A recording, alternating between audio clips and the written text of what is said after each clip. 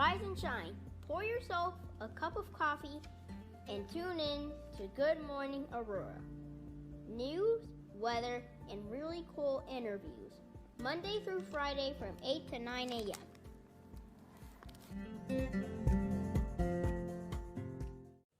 Well, good morning, Aurora. Good morning, Aurora. Good morning, Aurora. The time is now 8:10 a.m. and you are listening to Good Morning Aurora, the second largest city's first daily news podcast. And this is going to be a great, very fun interview today. I've got my friend, my boy, my homie, the man, the myth, the legend, Mr. Eric Pry from the G.A.R. Thanks for having me, Curtis. Pleasure to be here. Good to see you. Almost get a brother a clap, real claps. So we've got some news to talk about and tell the folks about, and then we're going to get into our interview, Life, Liberty, and all about the G.A.R. for people today so they can understand what that building is, where it's located, and all the cool, fun history behind that. All right, so first things first, the weather. It's 21 degrees outside right now, and the high today is going to be 36, looks to be reached at about 1 o'clock p.m. Tomorrow's going to be nice, sunny, and 44 degrees. There's no rain in the forecast for a long time. Knock on wood, baby, knock on wood. All right, ARTA, the Aurora Area Retired Teachers Association, holding their second drive-through box dinner sale from 11:30 a.m. to 12:30 p.m. And that is today, y'all, at Gaslight Manor, 2485 Church Road in Aurora. Entree options are Greek chicken, roast pork, and fettuccine alfredo. The public is invited. The cost is $20. ARTA is a local nonprofit started in 1958, comprising 370 former educators from Aurora, Batavia, and Caneland. Shout out to ARTA, and all the teachers still give it back, even after they're done teaching. Saturday the 19th of December, Faith Lutheran Church is having their annual church nativity scene. During the performance, visitors are invited to join the choir in singing traditional carols. Very cool. After the performance, hot chocolate and cookies are being served, and a petting zoo is going to be open. Holla. Admission, parking, and refreshments are free. Very cool. Shout out to our friends at Aurora Downtown. If you are on Broadway, specifically, take a look at all the windows in the storefronts. There's a lot of great artwork appearing, and Aurora expresses the theme, and that is highlighting transportation in Aurora, specifically the train system throughout history, which is very cool and very fun stuff. And Aurora Downtown, on their page, auroradowntown.org, they have a lot of information about that you can check out. And shout out to a friend of the show, Tracy Duran, who is a local Aurora author and historian. She's dug up some interesting history about Aurora, and give it a look. Now, Wesley and Flowing Forth United Methodist Churches, Temple Nye Israel, New England Congregational Church, and Art Bar Art Gallery, all in Aurora, are hosting Light Up at Night, Candlelight and Community from 6 to 6:30 p.m. on the 21st, which is a Monday. Using the hashtag Aurora Light Up, community organizations, faith communities, nonprofits, and neighborhoods are invited to pick a location, bring candles, and stand together in unity and silence for 30 minutes. That's awesome. Shout out to all of those churches and faith organizations for doing that. That's really cool. Want to give a congratulations to a young man by the name of Joseph Weber. One of his photographs was turned into a nice holiday theme card. He took a picture of downtown Aurora. It was a stormy night, and he was in the parking garage right there on top of G.A.R. Yeah. That one right there. It's not on top of G.A.R., but right next door. He was in there sheltering from the crazy weather, and he took a magnificent photo of downtown Aurora. It looks really good. He's a great photographer. Shout out to Joseph Weber. It's J. Weber Photography. Give his business some support, you guys. Shout out to all the businesses who were frequented and giving shout outs on Small Business Saturday that just passed. Small businesses are the lifeblood of America, and especially Aurora at the moment. So we want to give them all a little bit of a boost and say good job to all of the businesses downtown. Wickwood House, Offbeat Thrift, Gillerson's Grubbery. I'm going to forget some of y'all, but, I love y'all. Cottonseed. Shout out to everybody who's a downtown Aurora business. Balderas, all of that. Get your hair done. And now a word from our sponsors. And as you guys know, I'll be reading the word because I kind of like doing this anyway. So, if you listen to the Spotify version, it's a nice ad. A friend did it. Her voice is lovely, by the way. Shout out to D. But I'm going to be doing this one. LDJ Cleaning Professionals, specializing in commercial, residential, and disinfectant cleaning, serving Aurora and the Quad Counties with over 20 years experience in the professional cleaning industry. They offer their famous make-ready service, post-construction cleaning, window cleaning, floor maintenance, disinfectant cleaning, and general office cleaning. The home that you worked so hard to purchase, the business that you dreamed of owning. They're honored to provide their service to you. Hire a true professional. Call them today at 630-291-5435 or visit their website, www.ldjcleaning.com. They help you protect your investment. All right. See? Did pretty good. You guys love my voice. All right. I hope that you guys are sipping your coffee and ready for this interview. We'll be looking forward to this. I'm happy. That's all of the news for today. So now, we'll get into it with our brother. How you feeling? I'm doing well. How about yourself? I'm all right, man. I'm glad you're here. Thanks for tuning in, listening to me rant on the news for a little bit for the folks. We're going to get into a lot about the G.A.R., a lot about Aurora history and context of the Civil War and everything, and the artifacts that are inside of the G.A.R., which is a lot more than just Civil War stuff, but also about yourself. So for the listeners and the viewers, let us know who you are and where you're from. Sure. So my name is Eric Pry. I grew up in Darien, went to Aurora University, received a bachelor's degree in history. I have a minor in museum studies, and in August I'll have a master's degree in American history. Okay, all right. Shout out, master's degree. Here it comes, baby. So you were born and raised in Darien? Well, technically I raised in Woodridge, but I moved there when I was about 12. All right, very cool. Growing up, what impact did your mom have in your life? Well, my mom was a teacher, so every summer we'd always get to spend every day with my mom, whether we go on vacations or going to the park. So, I mean, she's had a phenomenal impact. She holds several educational qualifications as well. So she always kind of pushed for me to go to college and get education. And when I was 17, I wanted to join the military, and she doesn't like violence, so she didn't think it was a good idea for me to join the military and perform any military duties. College or military, keep my son in college. And so she pushed me for college, and I ended up going there.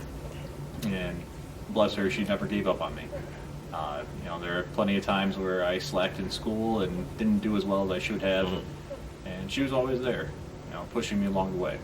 For the time that I've known you, which has been a little while now, glad that we've been friends for a good little bit. Two things I've noticed about you are family and love of country. Absolutely. You've done a lot of stuff, not just with the G.A.R., but for vets and things like that, and just for basically anything American. I appreciate that.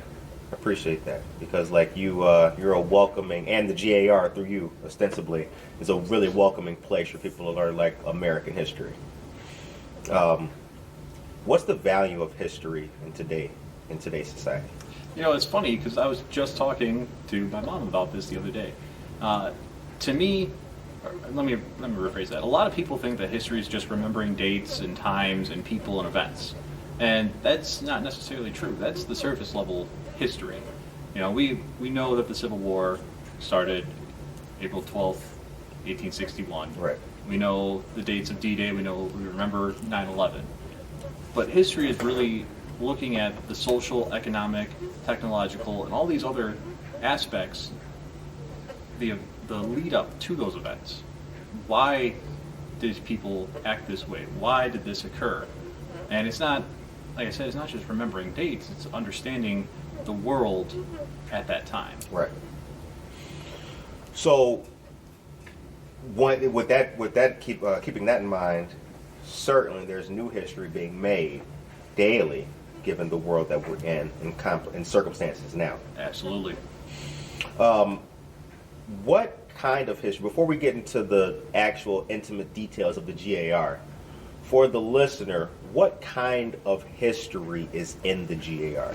So we are classified as a military history museum. Okay. So we focus on military events, But I've expanded that. I mean, that's the traditional concept of Sure. what the military history is. I've expanded that a little bit to also include veteran organizations Okay. and the lives of the military personnel after their time in service. Okay.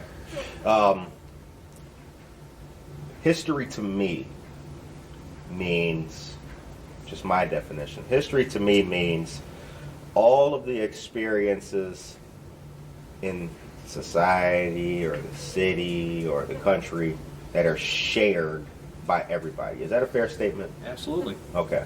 All right. Because I really believe that even people who don't have a net or a like for history, they're still contributing to it Sure. in many different ways. In many, many different ways, yes. Yeah. What's your favorite period of history? That's a difficult question. Okay. You know, it depends on the day. You know, some days I'll enjoy Oh, researching a little bit about civil wars. Other days I'll want to do something a little more contemporary. okay. So it ranges. That's the one benefit of history is there's so many topics you can kind of delve into whatever you like. I'm a fan of World War II history and African American history, which is another reason why I like going in the G.A.R. Both of those are contained in there, which I Absolutely. think is really cool.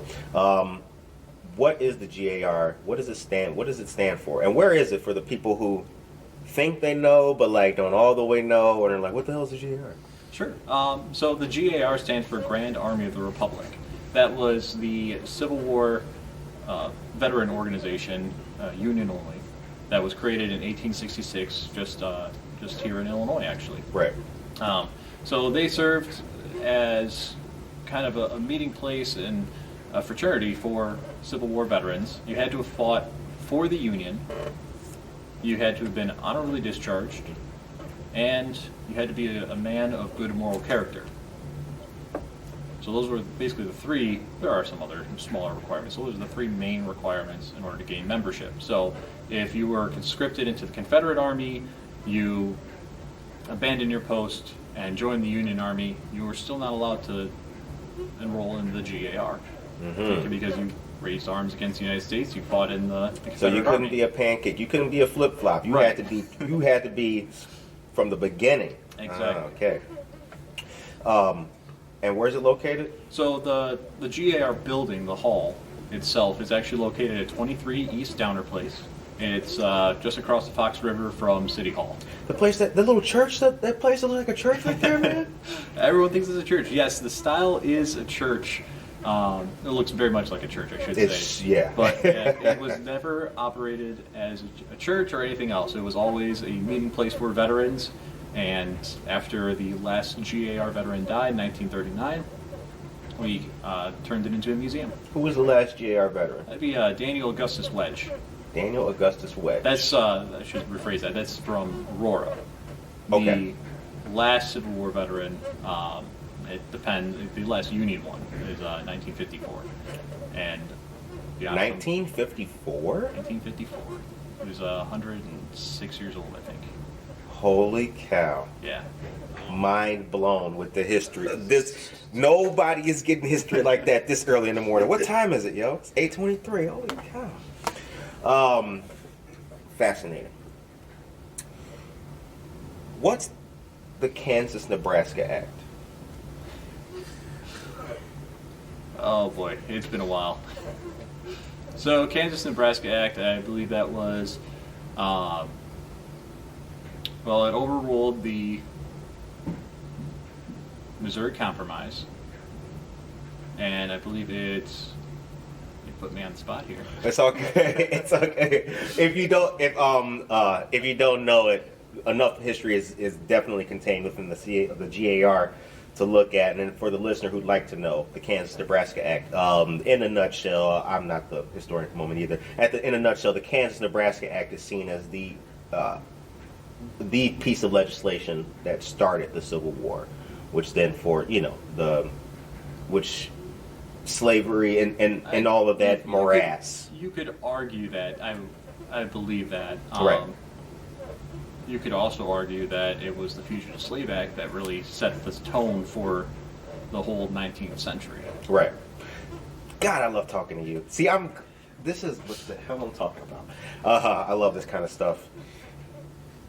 when we look at the Civil War specifically, that period in American history, and then we look to things like, the Vietnam War, okay, and the Civil Rights Movement, all that. Which of the two created a bigger rift in society? Civil War, which was a war, and things like American climate at the time of Vietnam and the Civil Rights Movement. Which of the two do you think is more problematic? Well, I don't know if that's necessarily something you can compare, because you're talking about two different types of rifts. There's certainly the social conflict in the American Civil War, North versus South, but at the same time that's more of a military conflict, and whereas the Vietnam War, that's certainly created a social rift in society. Something I don't think we've really repaired yet. We Really? still have that not necessarily fear, but there's a lot of people that don't believe in American imperialism, and there's other people that believe in American exceptionalism and imperialism, and Sure. we should be the world police. So I think that's something that we're still dealing with. Right. Not to say that we're not dealing with the ramifications or the repercussions of the American Civil War. I mean, there's still a lost cause mythology and Right. all these other social and historiographical conflicts. Right.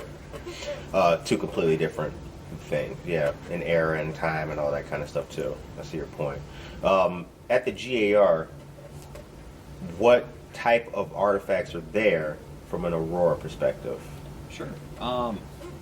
Well, we obviously have a lot of military artifacts. We have everything from the Civil War. We have 3 artifacts from the American Revolution. But everything from the Civil War through today is what we collect. So that could be anything as small as a cannon, a musket ball or a minet ball, up to modern military uniforms. Really cool uniforms too. Yes. Really cool stuff. Man, I like this place. There's a statue right when you walk inside of the G.A.R. of an angel. Yes. What's the history of that statue? So that is the recording angel. That was there originally in 1878 when the hall opened for the first time. Wow. Sorry, my chair's squeaking a little. Squeaky. So in the Judaic faith, that is Gabriel symbolically writing down the names of the unknown dead in the Book of Life.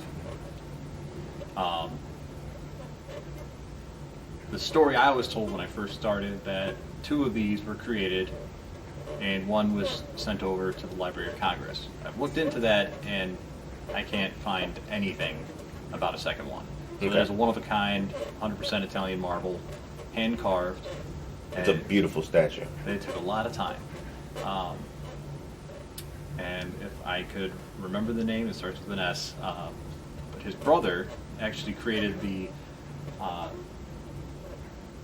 don't know if it's considered a monument, but Abraham Lincoln's mother's gravesite. Oh, wow. Yeah. So, Interesting. such an S, I can't remember the name now. A A little too early for me. Yeah, right. Watch it come like as soon as you leave. Oh, you know what it was? Forgot to tell you. Now, how do you come about the artifacts in the G.A.R.? So artifacts are donated, primarily, this is our main source. Artifacts are donated by residents of Aurora, family members that have just had these things passed down. So that's our primary way. We originally, when we took over, there's a long history with this hall and ownership, but when the city took over in 2000, a lot of these artifacts and objects were in the collection already, and some of them didn't have the paperwork associated with them. So we're not sure where they came from. Sure. But they were already there. The city took over in 2000. Yes. Who were the owners prior to that? So, like I said, when it was built in 1878, it was fundraised by citizens of Aurora, and the city actually always owned the building. Right. The G.A.R. was given a lifelong lease. The Spanish-American War veterans also operated out of there, and other veteran organizations operated out of there as well. The Navy Mothers stuff like that. Wow. So in 1939, after Daniel Augustus Wedge passed away, before that, he created the G.A.R. Heritage Association, and they were charged with maintaining the hall and the museum. Okay. In 1965, thereabouts, circa 1965, the association wasn't able to maintain all of the building. There was an addition put on in 1884 that it just came into complete disrepair. It's an old building, and adding on to a building doesn't always go well. Sure. Especially being on the banks of the Fox River. Right. So the city demolished the old city hall, the old post office, and then the 1884 addition. Okay. The association was able to raise funds to preserve the main hall and the stair tower that was put on in 1906. After that, there is the G.A.R. Memorial Commission, or Memorial Association, just another 501c3 that operated the museum. That they had it, from the stories I've heard, had it once every month or so. They would have it open to the public. Okay. And they ran that until 1999, when the building began shifting into the Fox River. Ooh.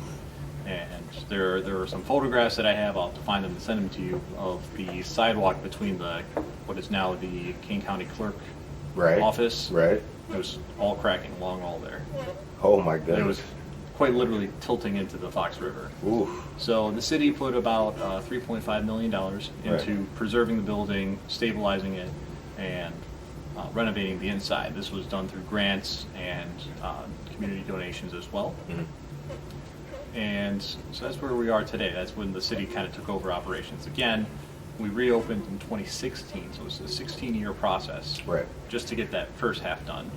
And now we're continuing on with the second half. The G.A.R. has been the scene of a few notable events, like speeches on its front lawn. I think the mayor spoke there a couple years back, I remember, and things like that. What's some of the big things that have happened in the past there of note? Well, something I'm particularly proud of is that Christmas tree that's up front, or the holiday tree, I should say. That was actually planted for the 129th Infantry the 129th, 33rd Division 129th Machine Gun Company. Okay. That was from Aurora during World War I. Ooh. So it's just a little tiny tree over 100 years ago now that's now taller than the hall. Amazing. So that's one particular, I mean, history's everywhere in this property. So one story, I don't know if there's any truth to this. So let's hear it. So allegedly, when Paul McCartney got married, and he did a cross-country trip in his car with his new wife. Right. Allegedly, they came in and stopped at the hall. I don't know if that's 100% true or not. I'm hearing this second and third hand. Oh yeah, I remember when this happened. Right. So there's nothing to definitively prove that. There's nothing in the newspapers, but that's the local tale. Could be. Obviously, everyone knows about Kennedy's visit to Aurora. Yes. He spoke right next door. Can't confirm that he came inside, but he was at least around there. Right. Yeah. The picture was recently posted on City of Aurora's page, and our friend Tracy Duran posted it as well. That's right. All of Downer right there is just full of people watching speak. That's a great photo. Yeah. Several presidents have come through here, and not necessarily spoken at the steps there, but at least was in that area. The G.A.R. Post 20, which was the organization for Aurora, they were actually the honor guard to, I believe it was when Grant visited. Okay. So they escorted him down Downer Place. Damn. So I almost guarantee Grant was a G.A.R. member. He was? Yes. Not here, but he was a G.A.R. member. Okay. And so it's very likely that he stopped in. That's awesome. That's some interesting history. The time is now 8:34 a.m. and you are listening to Good Morning Aurora, the second largest city's first daily news podcast, and we're sitting here with our friend Eric Pry, the curator of the G.A.R. Museum. What does America mean to you? Well, it's everything I've ever known, to be completely honest. The United States the benefit. There's a lot of things that people don't like about our country. Mm-hmm. Not everyone's going to be 100% happy. There's a lot of societal issues that I feel like we as Americans need to look into. But that's the great thing about America, is that we're always changing.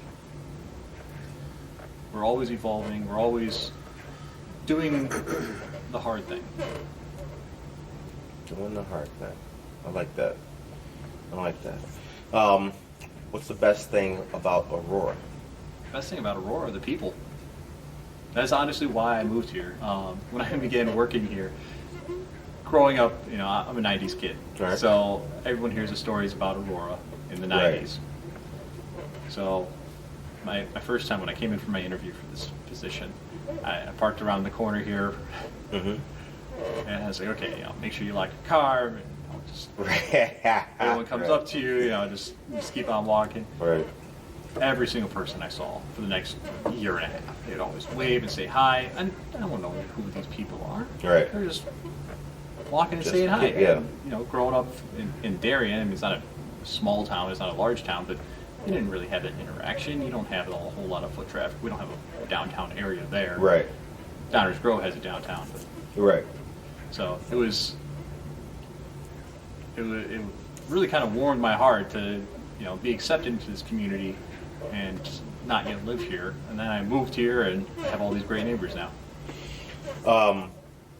Are you an East Sider or a West Sider? I am an East Sider. Okay. All right. So am I now. It's cool. East Side. Since I've been here in Aurora, I've seen a lot of development and things like that in all different sectors of Aurora. So East Side, West Side, downtown, all kinds of things. What are some of the big changes that you've seen happen since you've been here? Well, there's a lot more construction downtown. Mm. Yeah, there is. Yeah. A lot happening down here. Right. Especially on Broadway. Oh yeah. A lot of stuff happening. Anything that you're particularly interested in seeing come about? Well, I like hearing about all these restaurants and venues that are opening up down here. Mm-hmm. That's one of my favorite things, to go out, get some nice food from the local place, whether it's whether you get your Mexican or your Chinese food, or what is the fusion place? Altiro. Yes. Yeah, Altiro. Yeah, yeah. The last time I saw you, we were at Mora. Yeah. Hanging Mora out. On The River. Yeah, that was fun. Great night. Oh, yeah. The weather was nice that night. Oh, it was beautiful. Yeah, we were having a good time. I noticed that. Well, let me start off first by asking you this: what are the challenges been for yourself and the G.A.R. since COVID? So with the G.A.R., I guess actually this shutdown. So we're still not open to the public. Right. This shutdown has given us ample time to begin completing these various grant projects that we've had.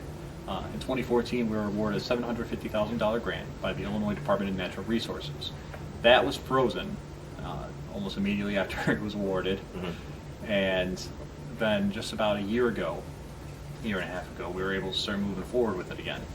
So we got the lower level bid out, got that completed now, and now we're just working on these other smaller portions of the project, including the restoration of the Century, restoration of the frescoes that are on the walls in the main hall. All right.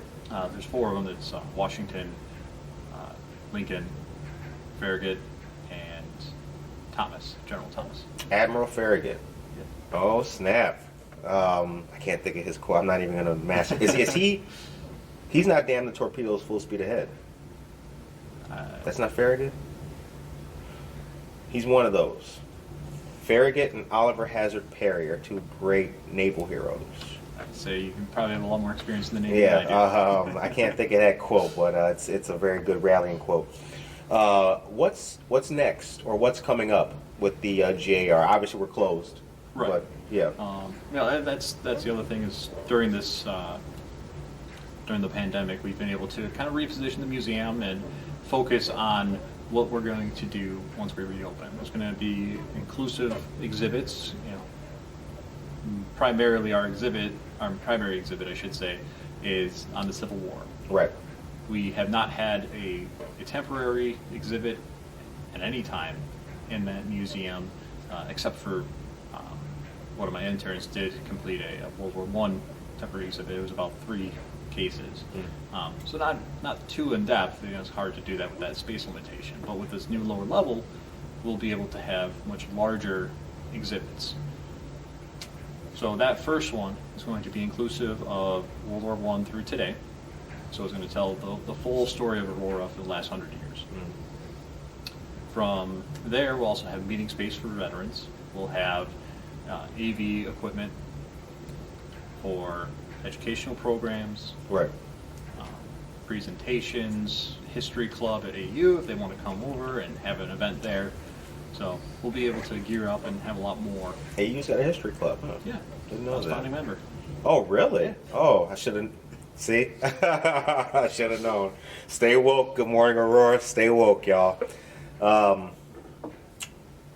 The David Pierce Museum that's right across the street. Yes. You guys are also, you have artifacts in there as well. Is that correct? Well, we have my office, Okay. and my office often has a lot of artifacts in there, whether I'm doing research, if it's something we've taken in and I'm cataloging. Right. So yeah, you could say that. We also have the visual storage. Visual storage. So it's the 2 cabinets with glass in there. You can kind of see what's in there. Basically where the helmets are. Oh, you showed me that. Yeah. Yeah. Very cool. Very cool stuff. That's right. There was let me make sure I don't mess this up. There's an American helmet of German design that you showed me. Was Right. that So that's the Pickelhaube. That's right. And during the early 20th century, the U.S. military was trying to decide which route to go, because you can't just wear a kepi. They learned that during the American Civil War, and then Right. again during the Spanish-American War, head injuries were very prevalent, especially with the new innovations in ammunition and artillery. Right. So they wanted to create a new type of helmet, and a lot of European countries were getting that spike Yeah. helmet design. So early 20th century, very, very few left. Right. It's actually in incredible condition.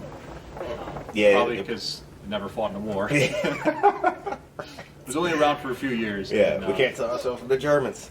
Yeah, it's very fascinating. When I saw it, I was like, holy cow. Yeah. It's very cool. Do you have a favorite artifact? That's a tough one. Everyone always asks me, "What's your favorite thing to work?" Well, I don't get to handle them as often as you think. Right. It's bad for them to do that. Right. So we have a couple. We have an Imperial Japanese Navy flag. Ooh. It's huge. We also have the original 36 national flag. 36 Illinois Infantry national flag. Right. So 36 is the Fox Valley Regiment from Aurora, and it's so old. I mean, it's 150 years old now. Right. That's a favorite one. We have quite a few interesting objects. I can go on all day. You do. Yeah. You guys do.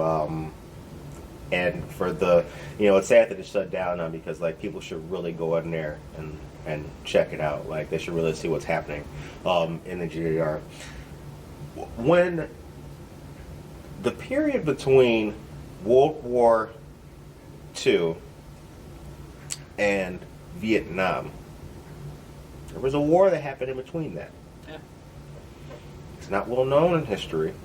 Seems to have been eclipsed and forgotten by the grandiosity of World War II and its greatest generation ethos, and Vietnam, which, as we talked about that earlier. What's that war? Oh, it's a forgotten war. It's Korea. Right. Met a lot of Korean veterans in life, and they always say that it's always been known as the forgotten war. Yeah. How do you think that happened? Well, I think it goes back to that social change that you see in Vietnam. It impacted millions of people, quite literally, Right. involved in just the protests, but then also the drafts. And then you get World War II with the greatest generation, and you have those two very strong Type A personalities. Right. And then you get well, that's the other thing, is a lot of World War II veterans also served in Korea. Right. Not necessarily all of them, but a good portion. Yeah, a lot did. Yeah. So you get that kind of, well, we stopped the Nazis, we fought the good fight, Right. and then you also have the social change in Vietnam. I think that's why it often is overlooked. Right. What local organizations have been through or you worked with at the G.A.R.? Well, we've worked with the Aurora Veterans Advisory Council. Yep. We also work with the American Legions. Shout out. And as far as veteran organizations, that's pretty much the extent of it. I mean, obviously, Curtis, we worked with you. Mm-hmm. Oh, yeah. Love y'all, man. Love y'all. Good stuff. What's next for you? Well, like I said, we have to kind of put together all these new photographs we have at the lower level, get them printed on advertising pamphlets, get them passed out to the local areas where the train station, hotels, visitors bureau, all those places. Get the marketing out there. We also have to make sure that we publish our educational programs that will be available for both Boy Scouts, Girl Scouts, school groups, people of all ages, really. Right. And that'll include Boy Scouts and Girl Scouts can get 2 badges at our museum, so we can knock them out both at the same time. What? Yeah. Holla. They have to visit a building on the National Historic Registry, which we were placed on the National Historic Registry in the 80s. So Holla, right here. Gotcha. learn about the Constitution, learn about the early Republic. So then they'll get their badge for that. We're going to have a Native Americans in the Civil War Very cool. program. That'll be for school groups, and it's actually just completing a very substantial research paper on that right now. And Okay. I never knew that 20,000 Native Americans fought in the American Civil War. I didn't know that either. Yeah. I didn't know that either. I did not know that. Wow. All I've known of the Native American history, at least in times of war, code talkers with World War II Yeah.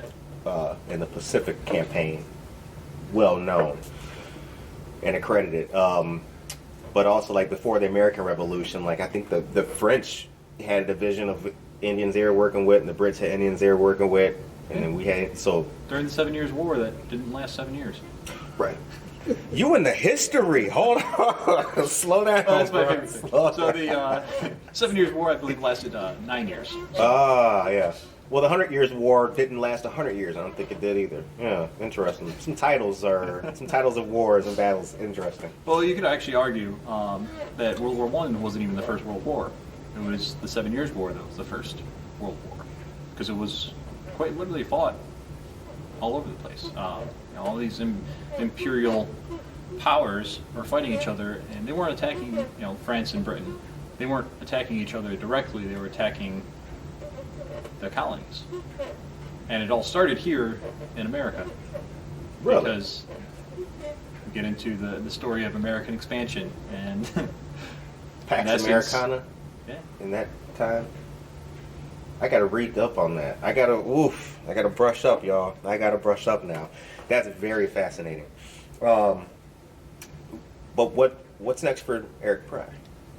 Well, That's what's complete next for the. You detail what's next for the G.A.R. What's next for Eric Pratt?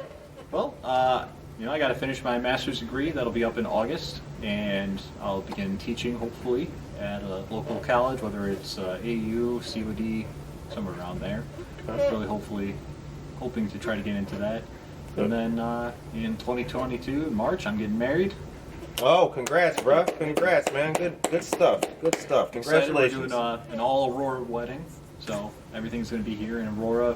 Vendors from Aurora, support the local businesses. Yeah.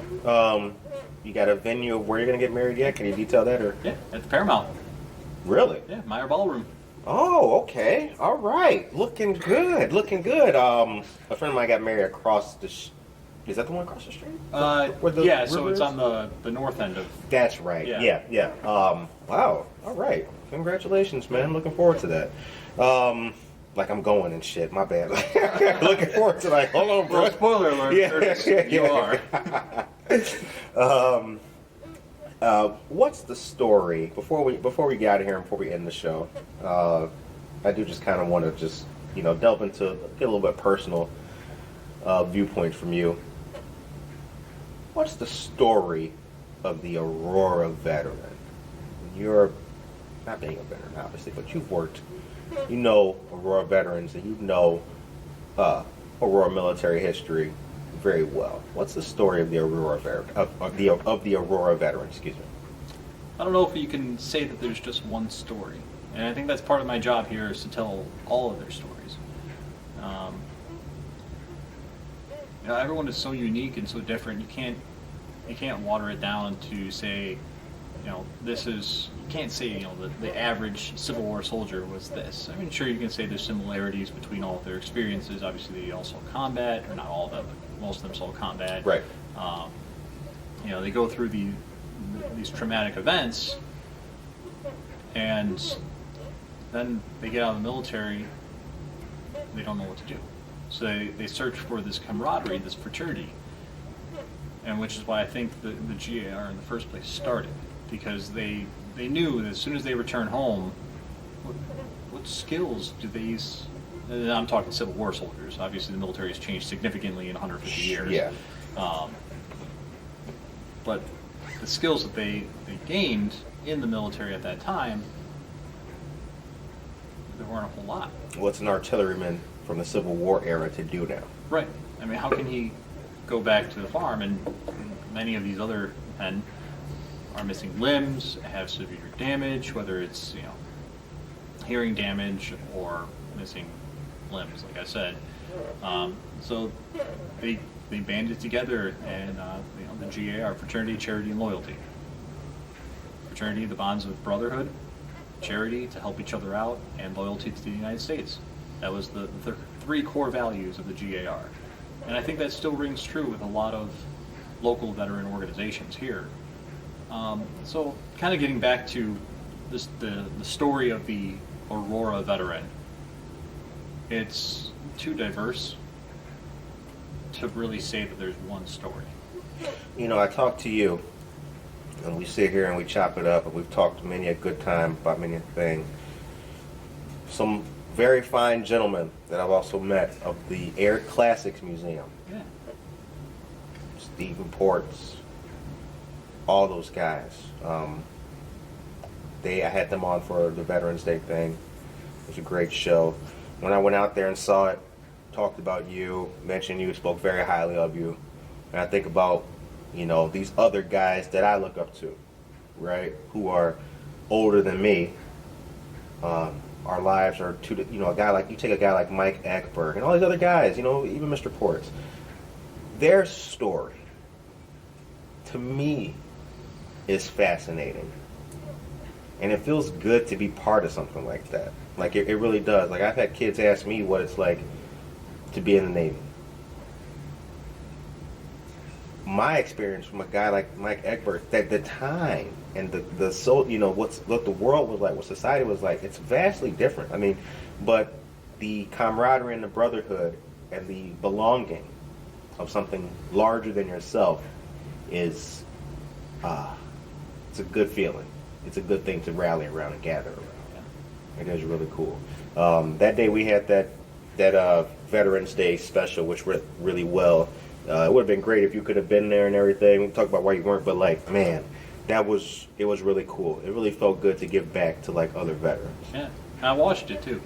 Oh, you did? Yeah, of course. Oh, thank you, bro. Thank you very much. Yeah, I really enjoyed doing that. I really enjoyed giving those guys not about me, about them. Right. I want people to know their story. I want people to hear their history. That means a lot to me. And I'm glad that Aurora has a good, thriving veteran community too. And places like the G.A.R. that help get that story out there. Absolutely. The show ends on a positive note.